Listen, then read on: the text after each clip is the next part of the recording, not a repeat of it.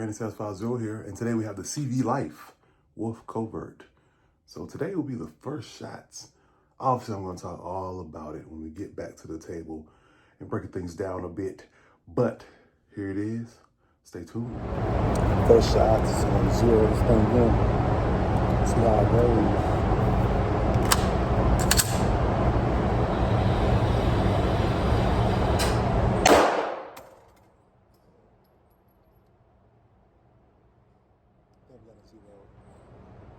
It seems like it's holding zero so far, so only about 9 shots in.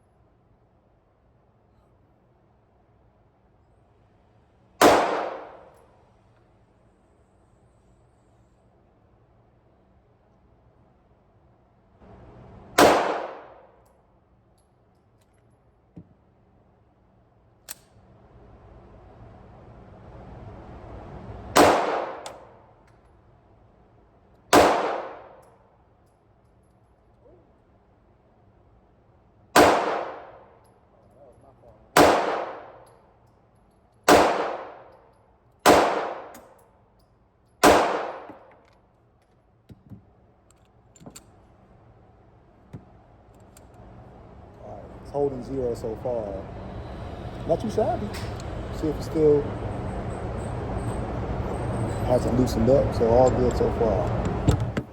All right, let's take a look at it. So obviously in the part of the video where I was shooting, couldn't see much of the red dot other than me bringing it to the camera saying it's doing this, doing good, showing what I was doing with either zeroing it in or taking a few shots first time with it on, is it still working, things like that. So we'll do more up close stuff here. It's unloaded, and here's a look at it.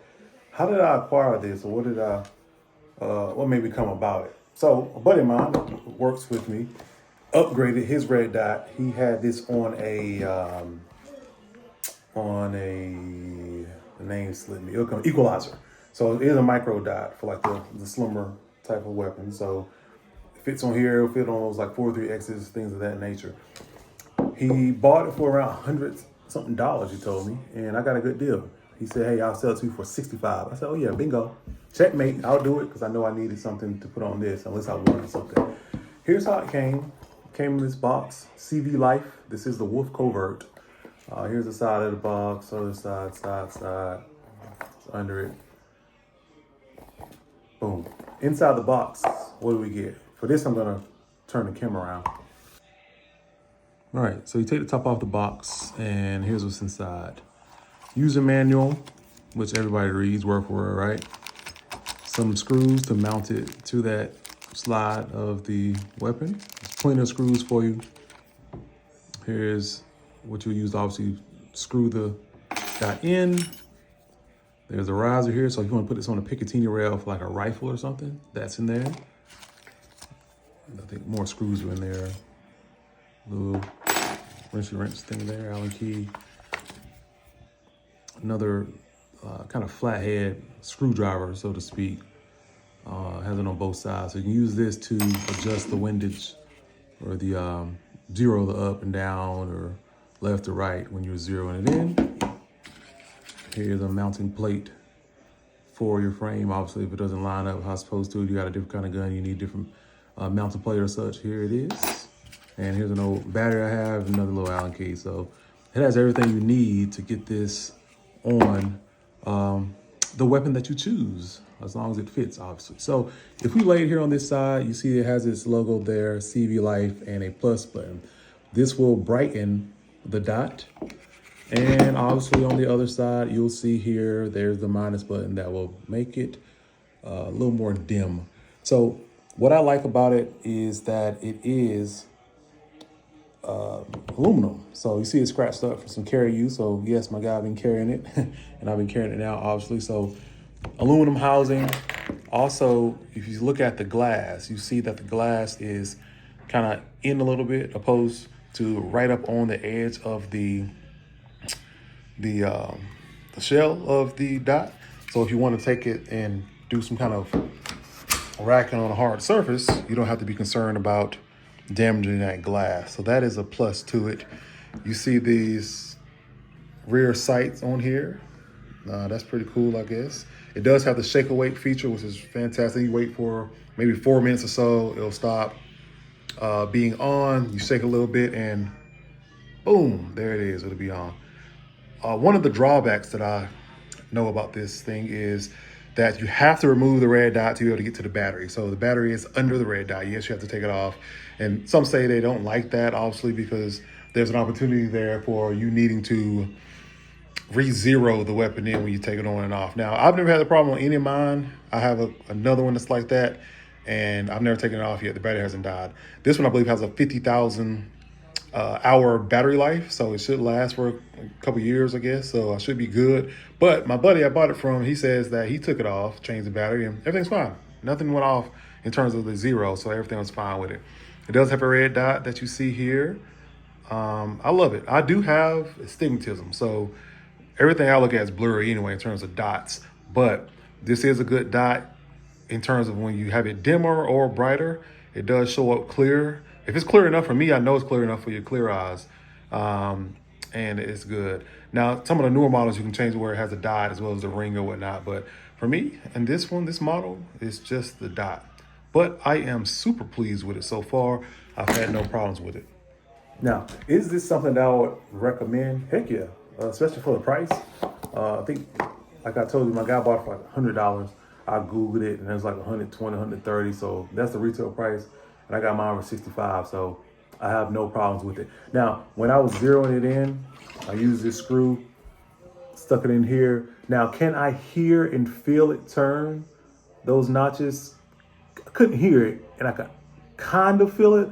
So you just have to just know, when you're going 1, 2, 3, you can feel it a little bit. So it's just on you to pay attention. So that wasn't much of a big deal to me.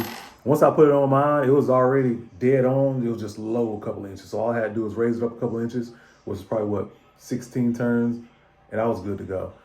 And it held up. I didn't see any kind of jumping of the red dot. The red dot never went out like on and off. None of that happened.